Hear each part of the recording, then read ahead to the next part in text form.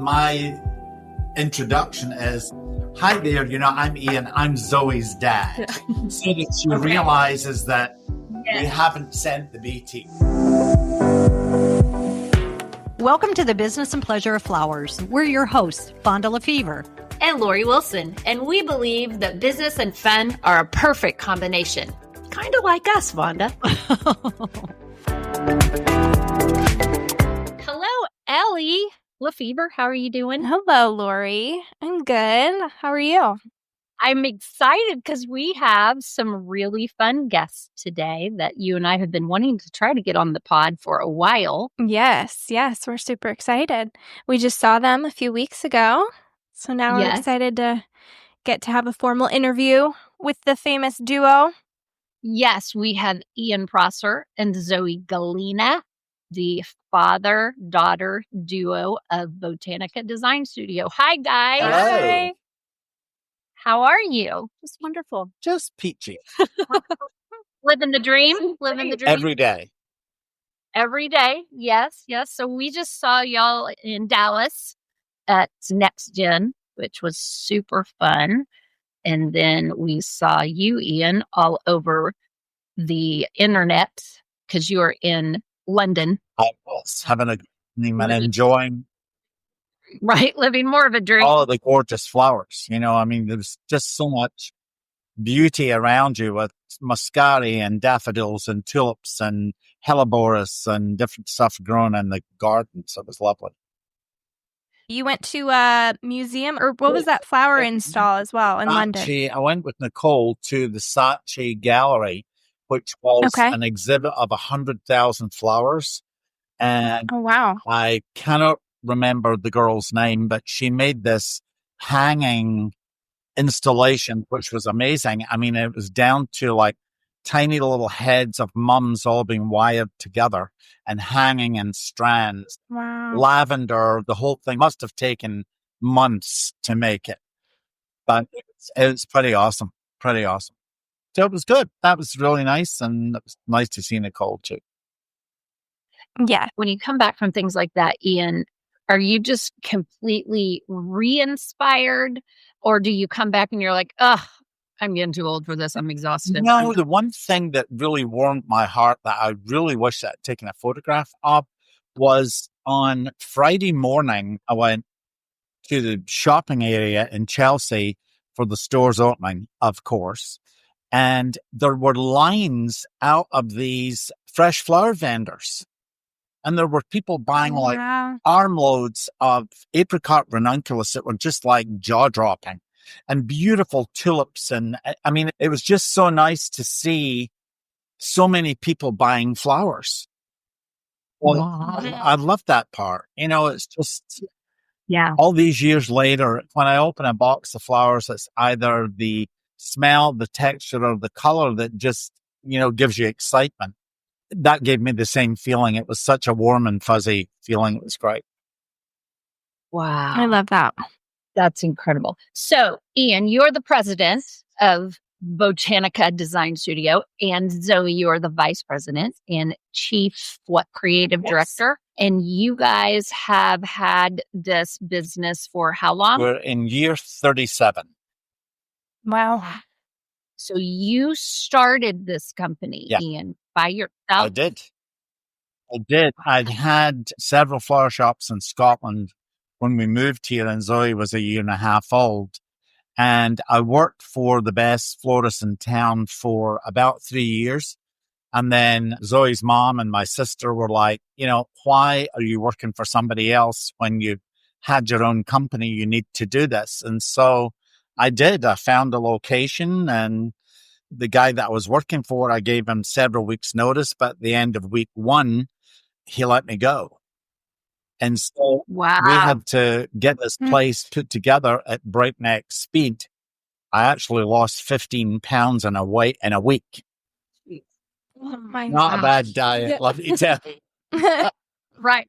Every cloud has a silver lining. So oh my we God. got it together. And, a kind of fun statistic, I suppose, is that at the end of the first year when we went to the accountant, he said, so how much did you actually pay for the business? And I said, we didn't. We opened the business from scratch. And he said, no, that can't be possible. And I said, well, trust me, it's the truth. And he said, well, I've done some homework, and 36 years ago, a brick and mortar florist after 10 years was doing 160,000 a year. And we did 282,000 our first year. So that's incredible. First year. Yeah. Were you a full service florist at that time, or were you okay? Yeah. We did deliveries, we did funerals, we did weddings and all that kind of stuff. So yeah. Can you attribute that to one thing, or is it just the magic of Ian? Well, I would like to think it was the magic of Ian, but when I came from the UK, that English garden style was just really breaking into the US. And it's what I knew. So I was just doing what I knew. And my previous employer, they were the top florist, but they became even more important because I was doing what was new. You know, it wasn't colonial rods. It was what was new. And so we really just took off, and kind of our customer service from day one was the best. And our customer service is second to none. And that is to Zoe's credit right there. But I think that we gave a good product at a fair price. We were not the cheapest in town, and it just kind of ran away with. At what point did you transition to events? And what? We always get this number wrong. No. Was it 2008? 15 years ago. I don't know. What year? We were in it roughly 20 years. So it'd be 15, 16 years ago that we transitioned. We need to figure out that year so we can answer that. Was it just too much to do both and you had to make a choice? No, what happened was the scales began to move, and we were doing about 60% weddings and parties and about 40% retail. And I truly was kind of over babysitting drivers. At what point in time, we didn't have navigation systems and all of that kind of stuff. It was literally a sheet of styrofoam with a map in it with pins. That was your navigation system. Yeah. So we owned our building, and somebody offered to buy the building. And anyway, long story short, that did not happen because the economy downturn, you know. So, 2008. Yeah. You know, so then Zoe came on board, and we were still in that building. And then along came someone that, after a year of having it on the market, along came someone that wanted it, and we sold the building and exited, and all of a sudden the design studio was born. So it just all fell into place when it was time. You know, it was unnerving. And at that time, someone that we know was on my appointment book. And she shows up in a business suit, and she has her portfolio and all this kind of stuff. And so Zoe had graduated in marketing and advertising. And so I knew that she wouldn't like it because she's sensitive like I am. But you have to let your kids find out for themselves. So after 6 weeks, she's like, I don't think I'm cut out for this. And I'm like, kind of knew that. So anyway, a week later, 2 weeks later, she's on my appointment thing. And I was concerned about the 40% that we were going to lose income wise. And so she had a whole plan, a business plan of how we retrieved that 40%. So she said, give me a year, which we did. And she basically nurtured relationships and fostered new relationships with people that we didn't work with. And at the end of the year, she had replaced 39% of the 40%. So, wow. A star was born. Star was born. College education came in handy, didn't it? It did. So that transitioned perfectly into one of the questions that I had for you. So how did you get your customers transitioning over to event only? What was that great marketing plan? Like back then, were you big into social media? Was social media around back then? I don't even know. Like maybe Facebook, but I don't remember that. Yeah. We kind of did some research and found out all the planners in town, and I would make coffee or lunch dates or happy hour meetings with them and just kind of get to know them, find out about them personally, hear about their business, what maybe other floral and decor companies were doing that they liked and didn't like, and just kind of started creating relationships from there. That's crazy. Just the old-fashioned way, just face to face. Yeah. At this day, it's still relationships. It really is. Yeah. It's all about that. And people going into the event day knowing not only do I know they're going to give us a good product, they're going to make sure everything is supposed to. It's all about it is. Yeah. All about trust. Yeah, absolutely. So do you guys, when you're doing events, because I'm assuming you do very large events. I mean, large events, large weddings, and corporate, right? Are you the type of company that thinks twice about taking on a smaller event? Like, do we even want to mess with that? Like, how do you go about dealing with more intimate events as opposed to bigger events? Well, I actually like smaller weddings. What were you laughing at? Oh, I was kind of thinking that she was going to say we just don't do them. Yeah. Well, and that's okay. Because we have minimums. Right. And Zoe has created these minimums that, quite honestly, when she gave me the latest raise of the minimums, I was like, ugh. Yeah. But you know what? Nobody has balked at it. It just happened, and they realize we've had such a good reputation within the city for such a long time that people know if they're coming to Botanica, they're going to get a quality product and that we're going to take care of them. So they spend money. Right. Yeah. I mean, I loved all the micro events during COVID. Yeah. Well, we didn't really have a choice whether we liked them or not. But for us, like he was saying, we had to set these minimums because especially this design style that a lot of people are drawn to these days with 4,000 floral varieties in there. That's too hard to do when you don't have a retail flower shop and you've got this inventory. And so how we have to purchase, it just makes sense to limit the size of the event that we take on. Yeah. And there's only so many weekends in a year, right? Right. I would rather work one event than 5 in a weekend, you know? Yeah, I mean, she's got this thought process of work smarter, not harder. So, and we've kind of done that. So the old boy here finds himself a couple of weeks of the weekends of the year, of the month, that I'm off. Yeah. Isn't it What nice? the actual? I mean, I was a 6-day man because I always thought that if Ian wasn't here, that the ceiling would fall. And not since Zoe's been here, but I mean, before that, I worked every day. Yeah. Yeah. Well, let's move to my next little segment. Then let's talk about the father-daughter team. So what's it like? What's the dynamic working together in the industry? Is it high pressure? Is there a power struggle? What's going on behind the scenes? There's no power struggle. I just realized that my new role of being semi-retired is I am here to support her. I'm not here to override her decisions. It's a great way of putting it. We get along. I have my thought on different things and she has her thought, and we sit and we talk about it. And I think we come to a good compromise.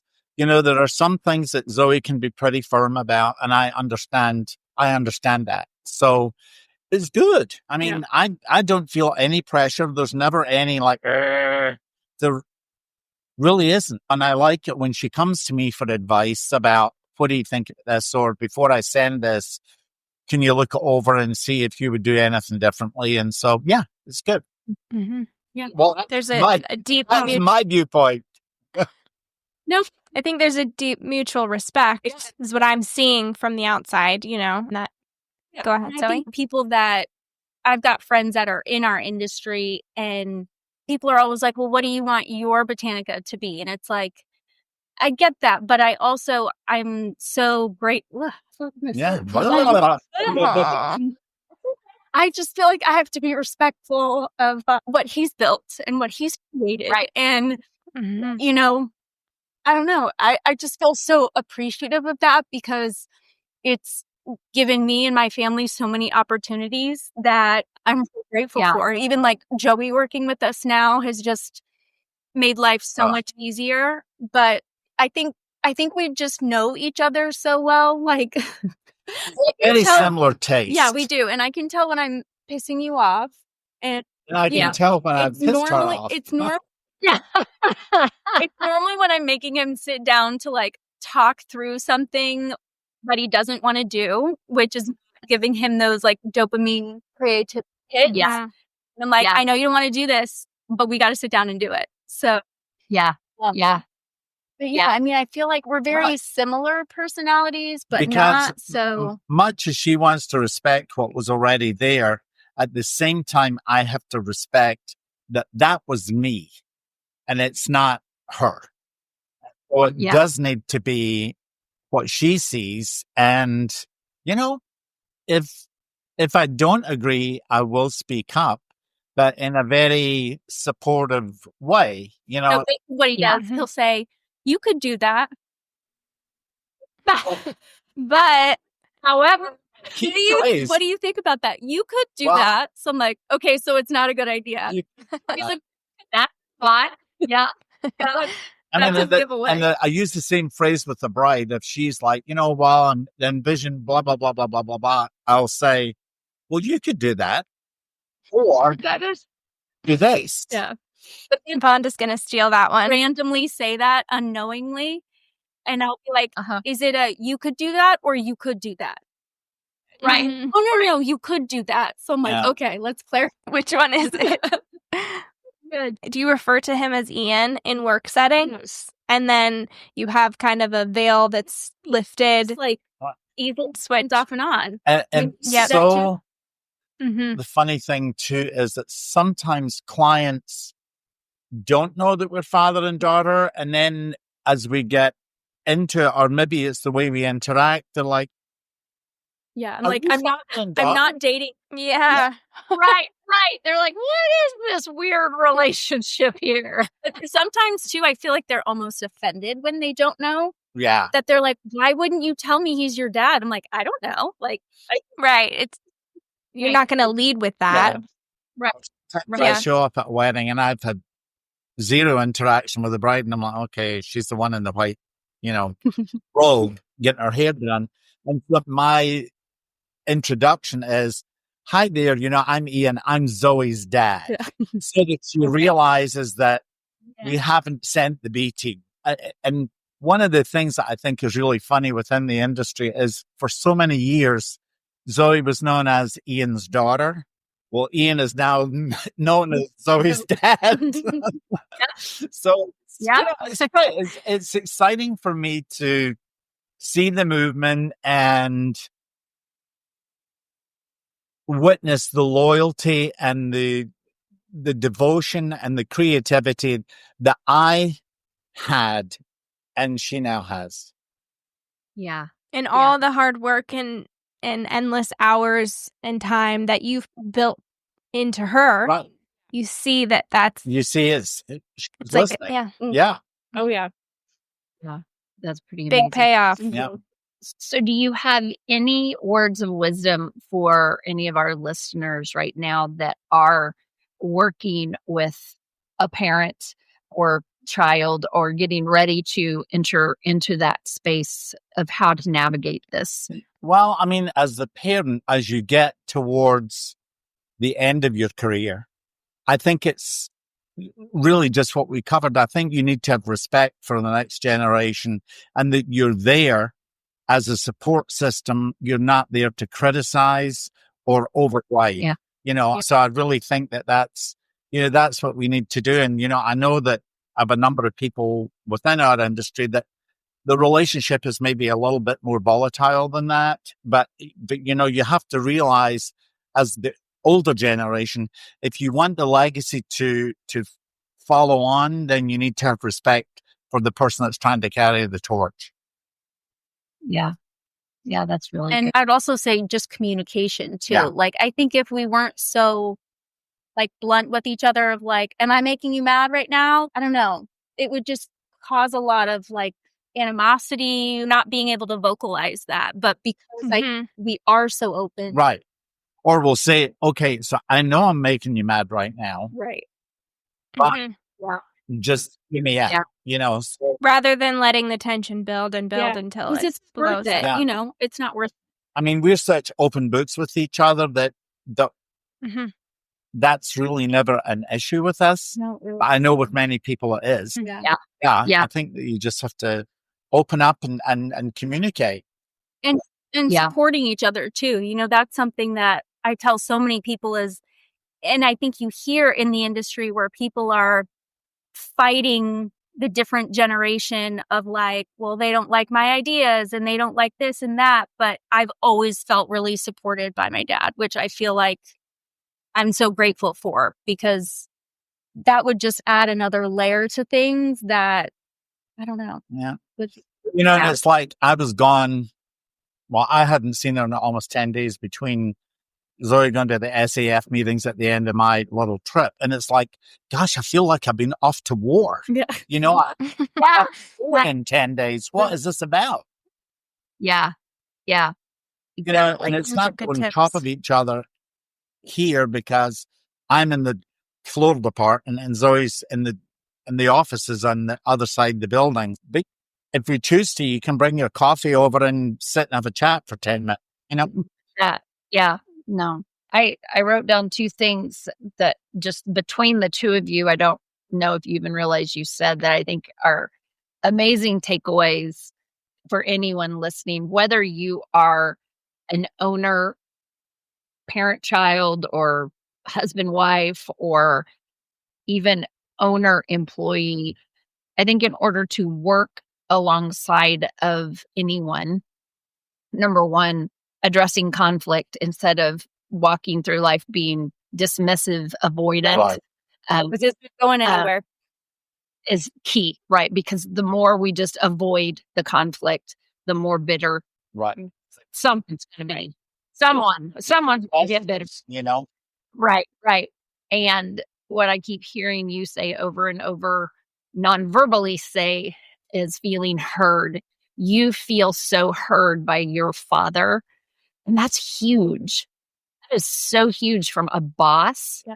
And that's powerful. And so I love that. And I wrote those down because I'm like, I'm going to do something with these. I'm putting them on my brain dump Google Doc that Ellie, that you know that I have. So anyway, that's great advice from you guys. All right, we're going to move on to wedding trends. And no one knows more about this than you two. Okay, here we go.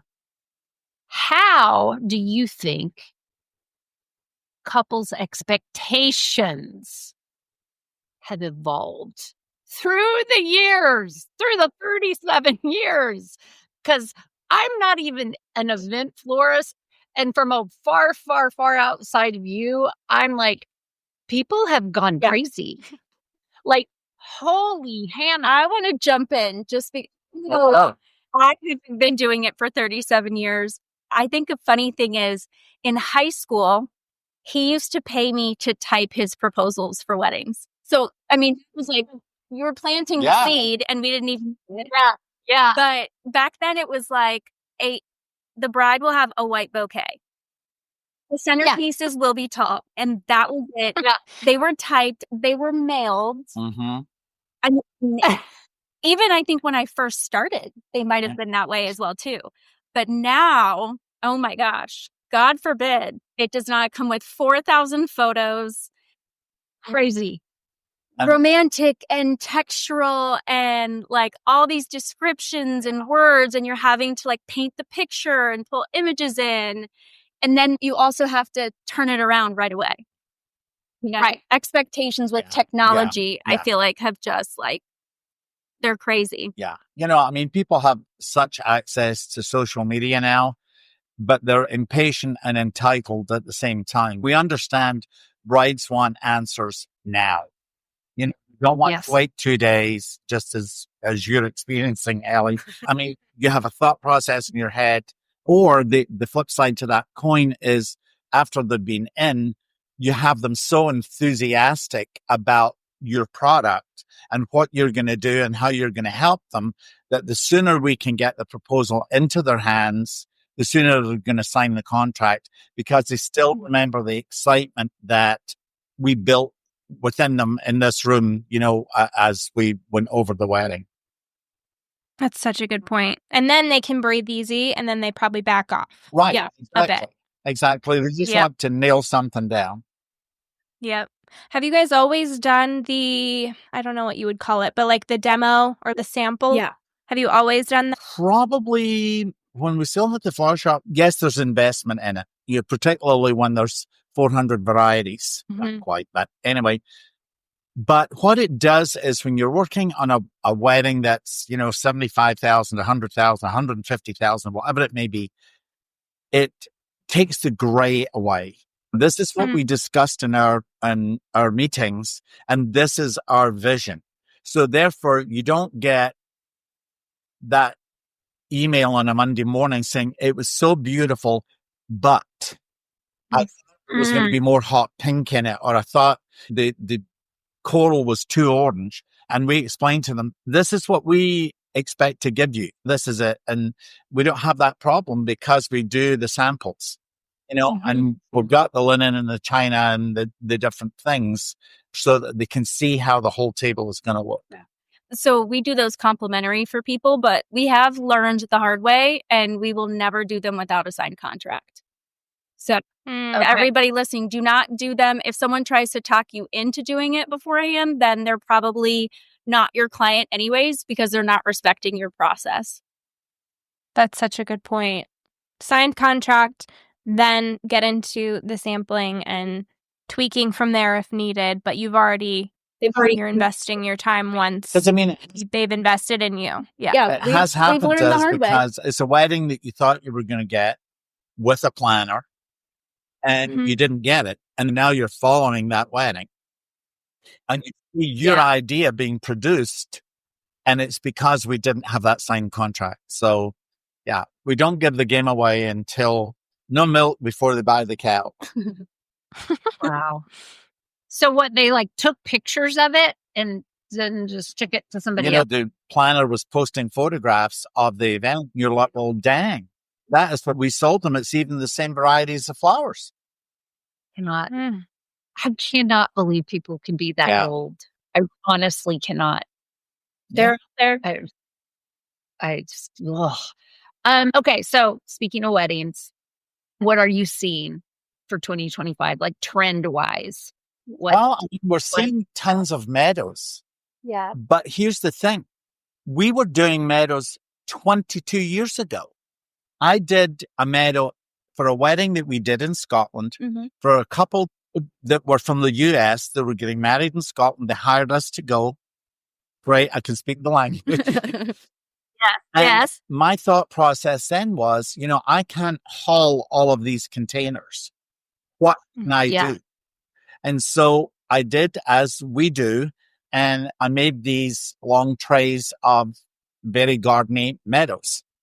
It was used along the front of the band, and we used it down the aisle before that, and then repurposed it.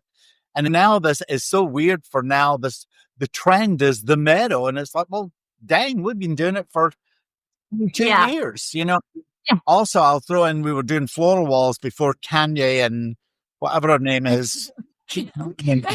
Floral walls. I do think that we are a little bit ahead of the curve, and we've been doing meadows for a long time. But that's what I was going to say. I think you've always been more avant-garde. You've always been ahead of the trends, and in most cases, probably setting the trends. But the meadow thing, that's so funny because as I'm getting married in Rome, I'm like, that's going to work because I don't want to haul containers over there. Bonda doesn't want to do that. And anyway. It's easy just to throw some black trays in your case and you have them, Yeah. But I'm seeing a comeback of calla lilies, which I'm not happy about. Yeah. I've been scarred by calla lilies with doing them in bouquets and stuff and them getting bruised. Oh, So I'm like or- trying to talk people out of it, but yeah, but they want those. that calloway thing is rearing its ugly head. And unless they're beautiful open cuts, they just look like jockey slips. You're like, oh, hate. yeah. Yeah. What about color palette? Oh, please God, blush pink does not ever come back. Oh, it's never going away. Yeah.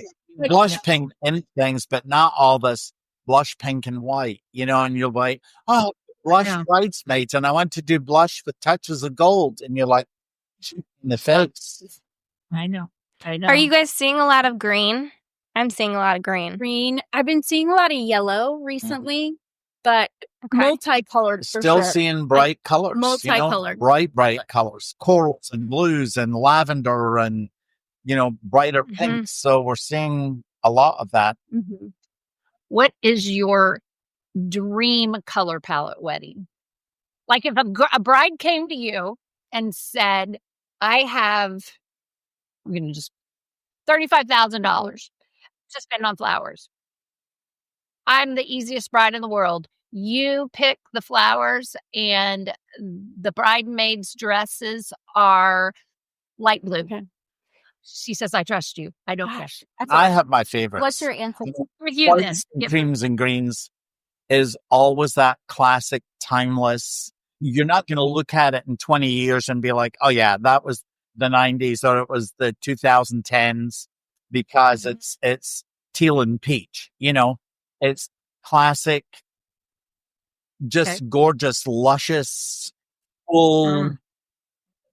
I'm more of a romantic designer, so that's what I really. I can see it. That's just then on timeless.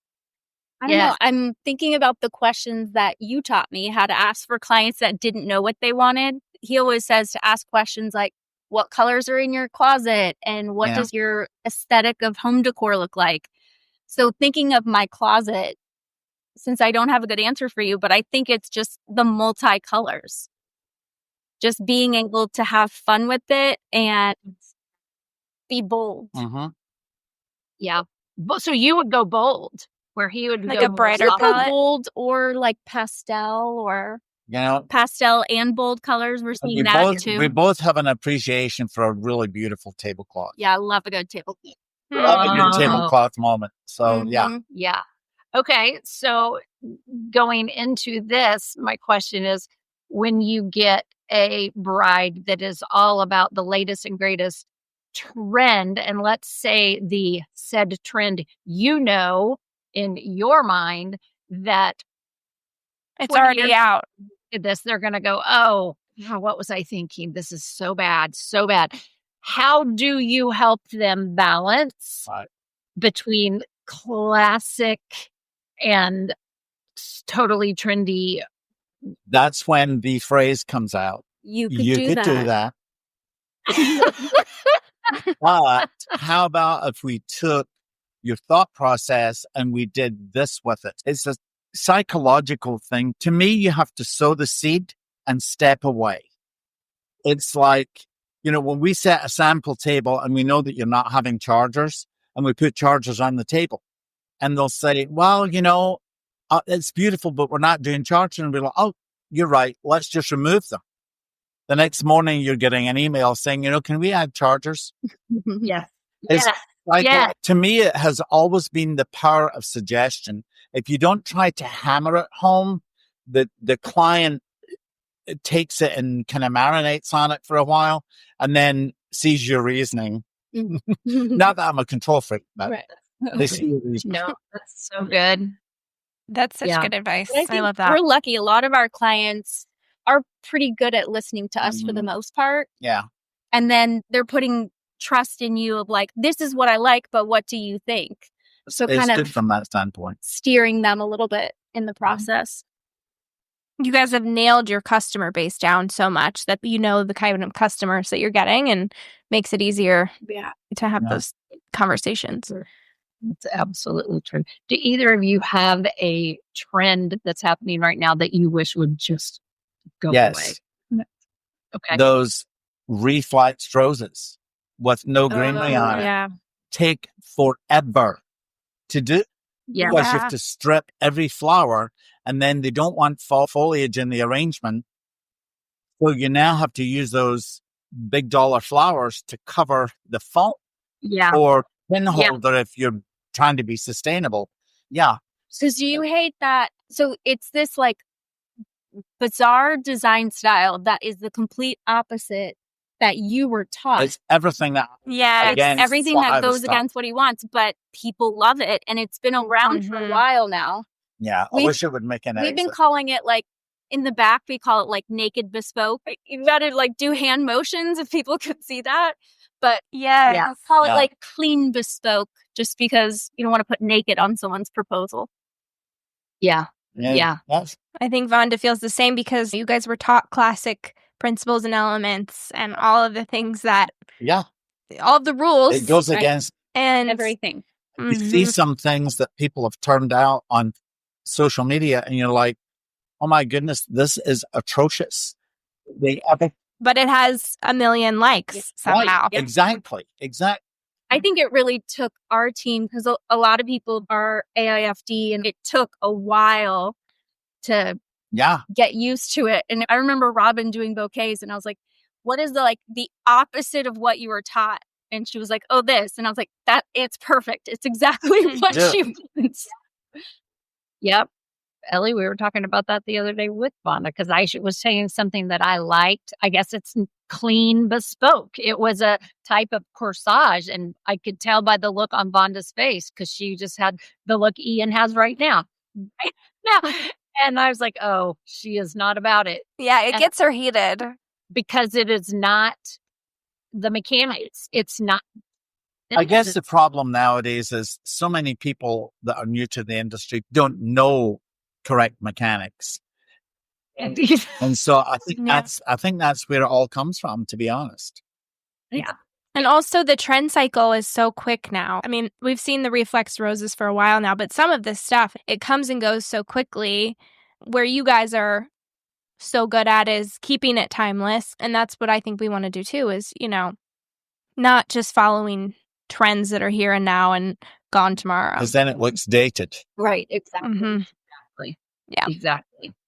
All right. A couple more questions. Ian, this one is just for you. And then Zoe, I have one for you. How do you stay inspired in this industry and wanting to keep creating and pushing new boundaries? It's the weirdest thing for me. I think it's being aware of what's around you, and yes, I can be super critical. And it's like, somebody walks in and you're like, oh, that is such a great outfit, but the belt is so wrong.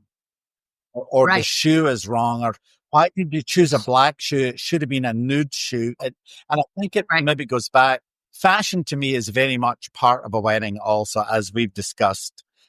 Right. Can go so wrong so quickly. It can be things like walking into a patisserie in Paris and being inspired by the case that the cakes are being presented in. It's just like, wow, I could maybe take that and twist that around, or that could make a great container, a line in it. And so I'm always so aware of objects that are around me, and I'm so interested in design, whether it is clothing, whether it's interior, or whether it's floral, because I think they all at some point overlap. It's just design is in your head and it's in your head. Right. So right. I love that. So you never stop. Your brain never shuts really, down. that's what we often say is you're never turned off. There's no switch just to turn it off and not be about it. We were out last night and somebody walked in. I was like, oh, girl, that belt is just like so wrong with my outfit. Why are you wearing those earrings with that dress?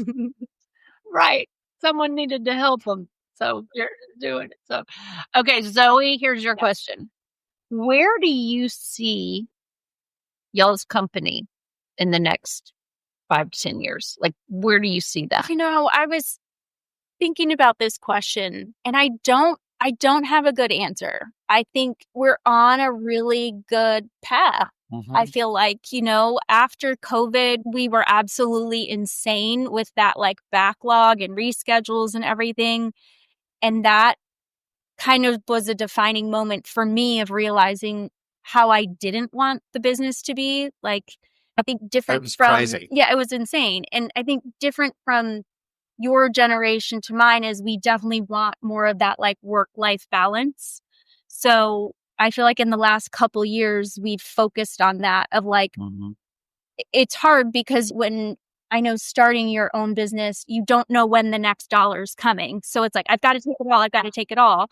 Where COVID really allowed us to be more selective, which was great because then the clients that we had were more aligned with our company and being trusting in how we like to work. So I think really just keeping on this trajectory of making sure we find people that respect what we do and also allow us to not take multiple events in a weekend so we can enjoy life as well as working at the same time. Yeah, That's great. that is so great. All right, Ellie's got a few little rapid fire questions for you guys. Okay. This is the fun part. Who's more likely to stay late at the studio or pull an all-nighter?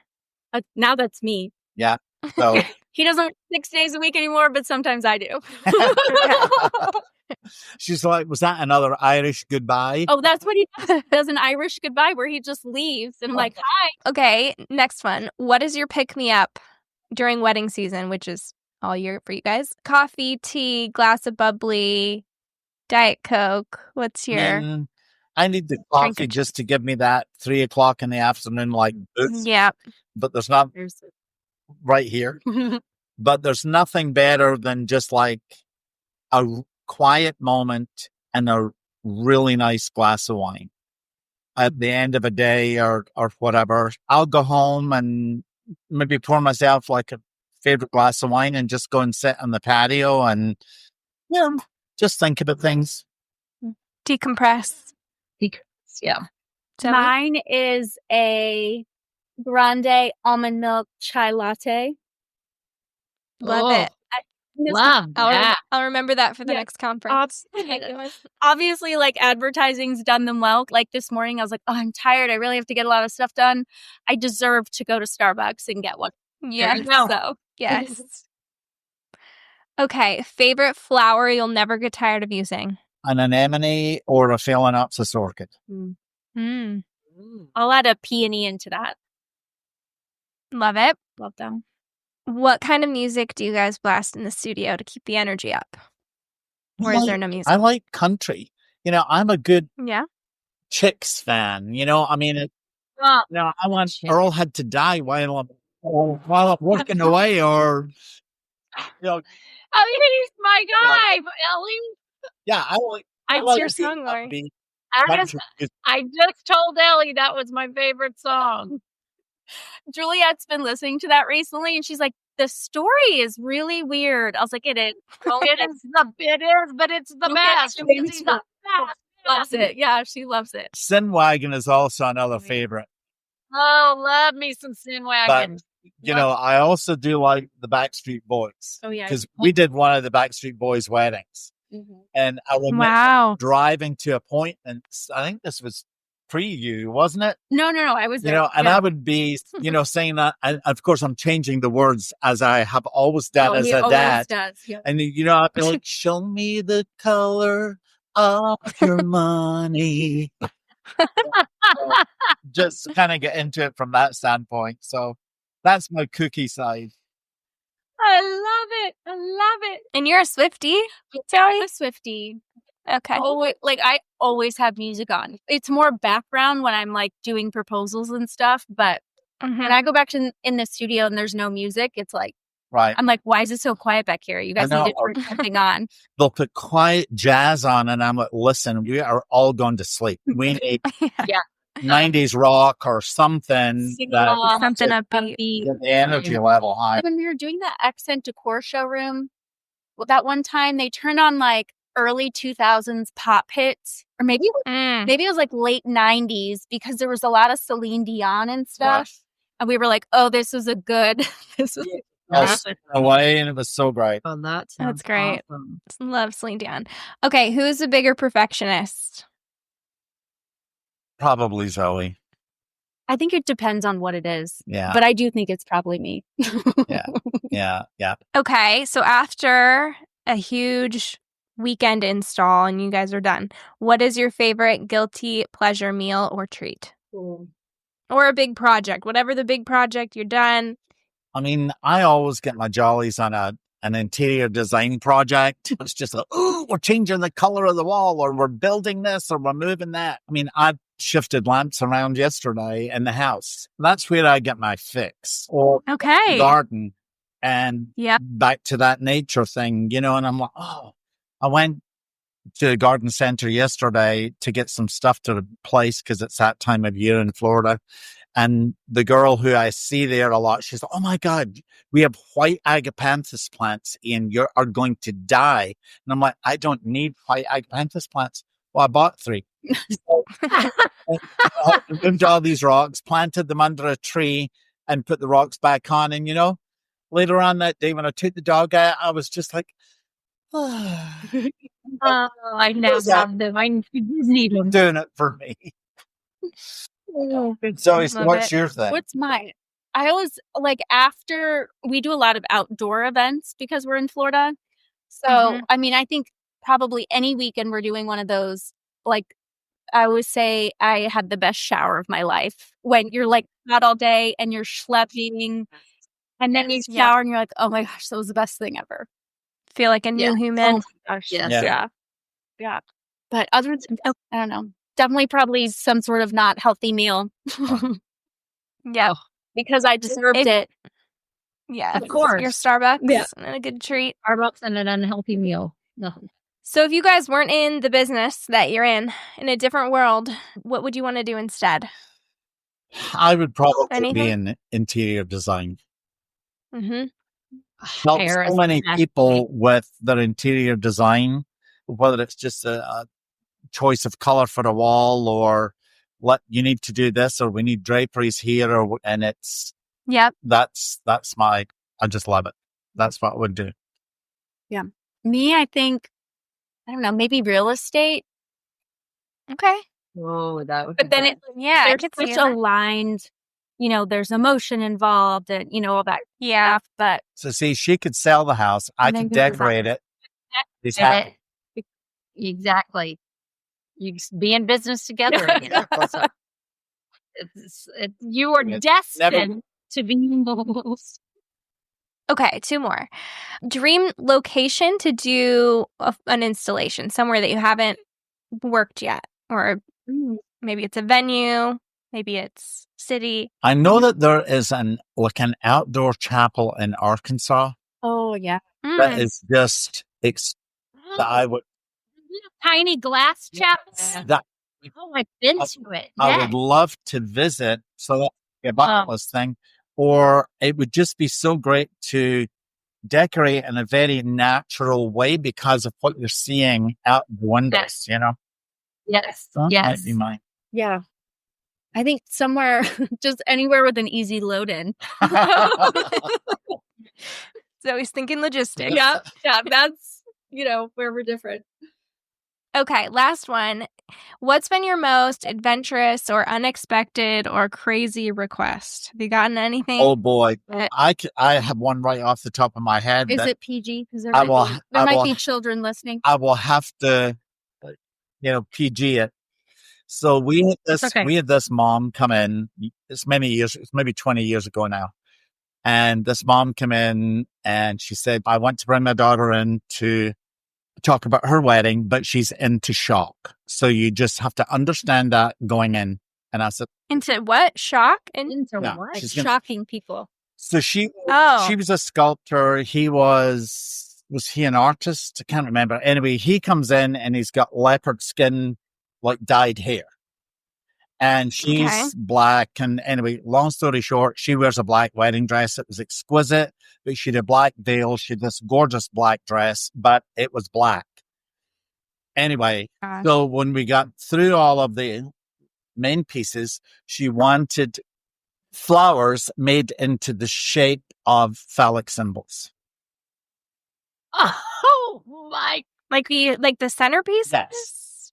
And I said, so why is that? She's like, well, I don't want someone to walk in and say this is beautiful. And I said, well, there are other ways that we can handle this without having a penis in the middle of the table. Yeah, So exactly. I said, and if that's what you really want, then you're in the wrong store because I will not do that. Yeah. So we did a really beautiful tropical wedding for her, and we used the inspiration of the groom's hair and did like leopard skin overlays. And at that point, it was like chair covers and ties. So we chair ties with the cheetah or leopard or whatever. Yeah.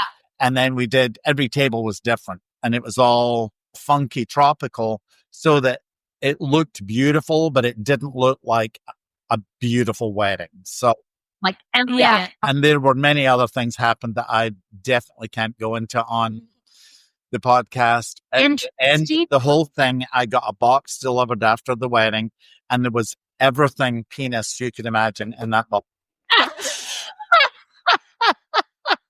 Wrinkle straws to pasta to many other items. So, as a thank you. As a thank you. Here's a bomb. I've never thought about sending that as a hostess. There you go. So I was like, okay, she got the last word, you know? Yeah.